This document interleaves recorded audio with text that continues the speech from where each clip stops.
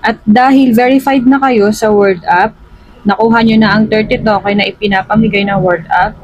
So, tuturuan ko naman kayo kung paano mag-invite. Ganito lang po. Meron na po nakalabas dyan, invite your friends. Yan.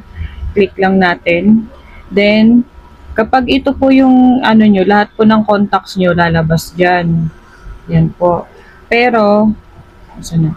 Kapag ito naman po, pwede kayong sa Messenger or Telegram, kahit saan po.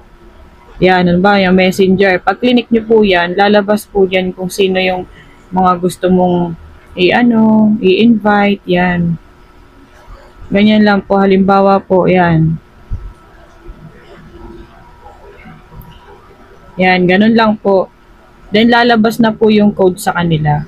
Tapos, dapat, yung lalabas na code sa kanila, pag dinownload nila, ito yung lalabas.